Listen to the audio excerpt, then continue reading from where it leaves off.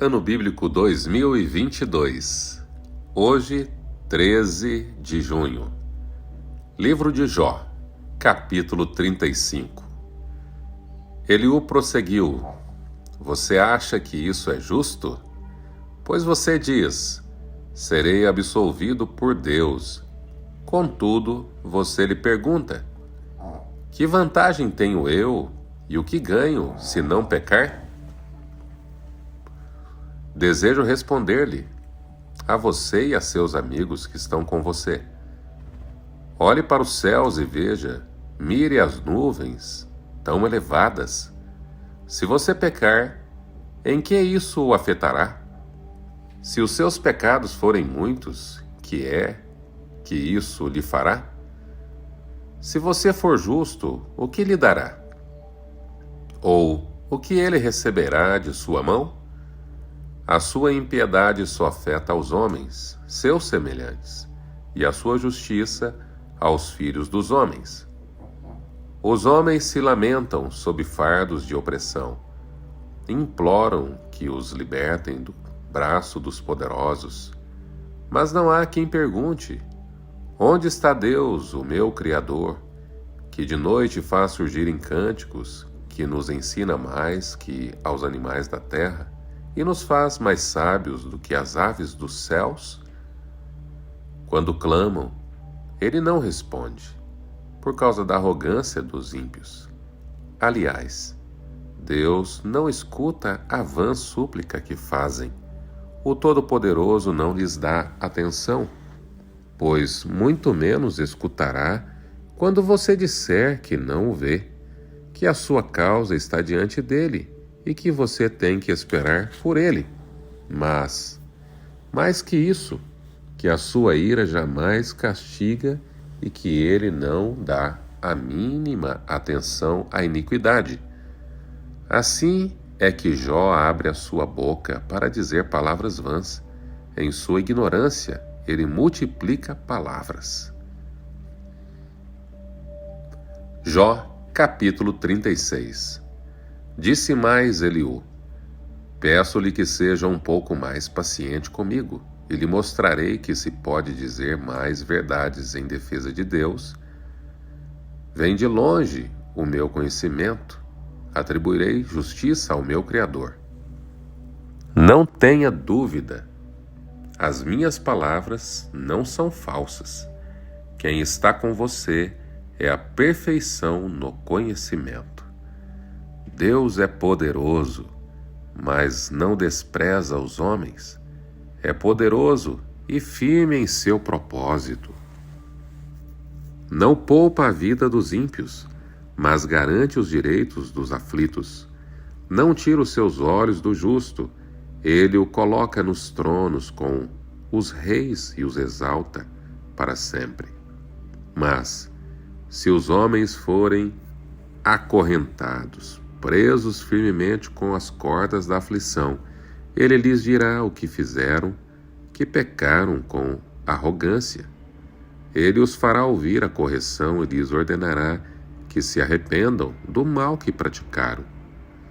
Se lhe obedecerem e o servirem, serão prósperos até o fim dos seus dias e terão contentamento nos anos que lhes restam. Mas se não obedecerem, perecerão à espada e morrerão na ignorância. Os que têm coração ímpio guardam ressentimento, mas quando ele os agrilhoa, eles não clamam por socorro. Morrem em plena juventude entre os prostitutos do santuário, mas aos que sofrem, ele os livra em meio ao sofrimento, em sua aflição, ele lhes fala. Ele o está atraindo para longe das mandíbulas da aflição, para um lugar amplo e livre, para o conforto da mesa farta e seleta que você terá. Mas agora, farto sobre você é o julgamento que cabe aos ímpios. O julgamento e a justiça o pegaram. Cuidado! Que ninguém o seduza com riquezas. Não se deixe desviar por suborno, por maior que este seja. Acaso a sua riqueza ou mesmo todos os seus grandes esforços dariam a você apoio e alívio da aflição?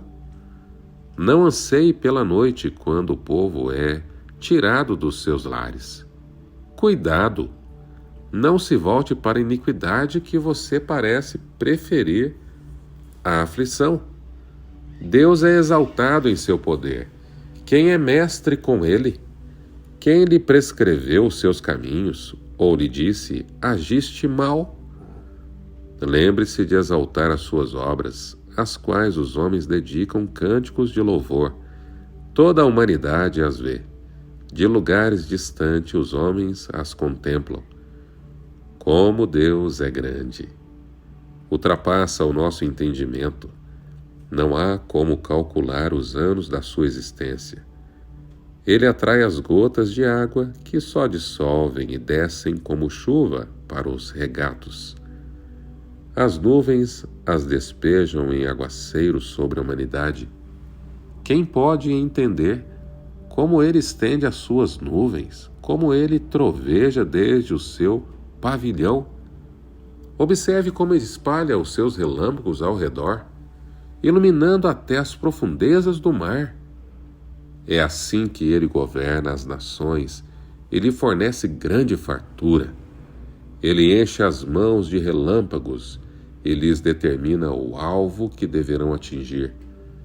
Seu trovão anuncia a tempestade que está a caminho, até o gado a pressente. Jó, capítulo 37. Diante disso, meu coração bate aceleradamente e salta do seu lugar. Ouça, escute o estrondo da sua voz, o trovejar da sua boca. Ele solta os seus relâmpagos por baixo de toda a extensão do céu e os manda para os confins da terra. Depois vem o som do seu grande estrondo. Ele troveja com sua majestosa voz. Quando a sua voz ressoa, nada o faz recuar. A voz de Deus troveja maravilhosamente. Ele faz coisas grandiosas, acima do nosso entendimento. Ele diz à neve, caia sobre a terra, e à chuva, seja um forte aguaceiro. Ele paralisa o trabalho de cada homem, a fim de que todos os que ele criou conheçam a sua obra. Os animais vão para os seus esconderijos e ficam nas suas tocas.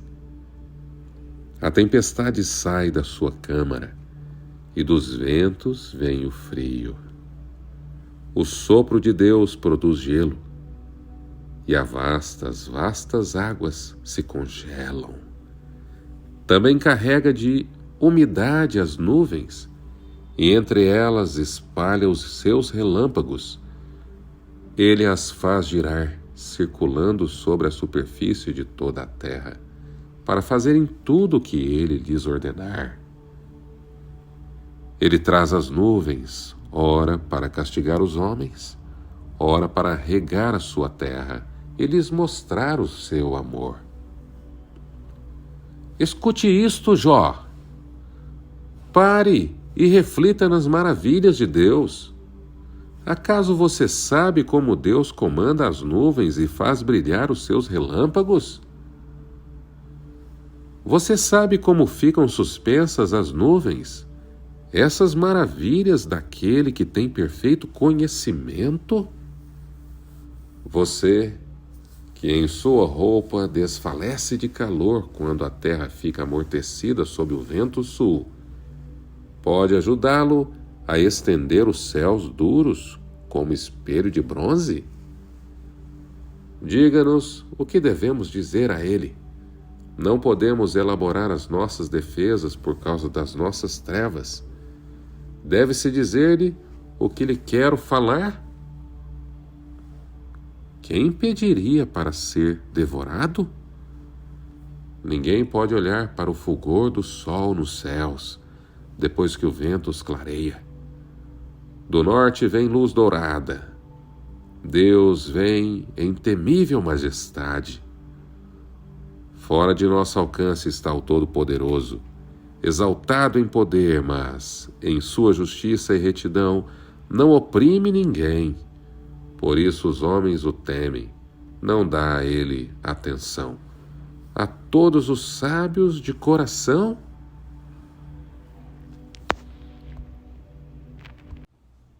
a integridade de Jó e sua fé inabalável deve encher a nossa mente de todo o sincero pesquisador das Escrituras, que a verdadeira adoração não depende e está acima das circunstâncias. Não importa quais sejam as circunstâncias da vida. Eliú tentou, com palavras bonitas, ideias bonitas, rebater a vontade de Jó. O desejo de Jó era ouvir a Deus. Jó orou, questionou. Jó buscou todos os meios obter a resposta do Senhor do porquê da sua aflição. Jó foi abatido em todos os aspectos de sua vida, menos em um, o espiritual. E recebeu como primeira recompensa a aparição do Senhor e manifestação de sua voz e sabedoria. Sabem, amados, as nossas palavras são falíveis, bem como muitas de nossas ações. Às vezes falamos do que não sabemos, ou fazemos as coisas por impulso, mas o Senhor conhece a exatidão. Cada uma de nossas intenções ou motivações. Ser fiel ao Senhor não significa que nunca iremos errar, mas que mesmo quando erramos, há um Deus nos céus, que já experimentou ser tentado e que se inclina para ouvir cada sussurro e para erguer os de coração quebrantado e contrito. Deus não olha para os que se julgam sábios, mas sacrifícios agradáveis a Deus são o espírito quebrantado, coração compungido e contrito. Deus não desprezará. Salmo 51, verso 17. Que na palavra direta de Deus, nos próximos capítulos, você vai ver a partir de amanhã, a partir do capítulo 38, Deus fala, Deus responde à oração de Jó. Ainda que o lugar em que estamos não nos seja favorável, ainda que existam grandes coisas que nós não compreendemos, que a essência de toda a palavra que sai da boca de Deus seja para nós o nosso alimento sólido, eficaz e suficiente. De fato, o nosso Deus é bom e se importa em que compreendamos e sejamos capazes de ouvir a sua voz. Ele continua sempre a desejar que eu e você estejamos ao seu lado. Não podemos desistir e achar que o Senhor não se importa em falar conosco. Ouço muitos cristãos dizendo que estão há anos esperando uma resposta de Deus e que não ouvem nada, não recebem nenhuma direção. A nossa atitude diante da vontade de Deus deve ser alegre, satisfeita e submissa. Eu sei que é muito mais fácil falar do que viver. Mas ao longo da vida tenho passado por várias situações que não gostaria de viver. No começo eu reclamava, ficava chateado com o Senhor e questionava muito, até que um dia em oração ouvi sua voz em meu espírito e compreendi o motivo das provações.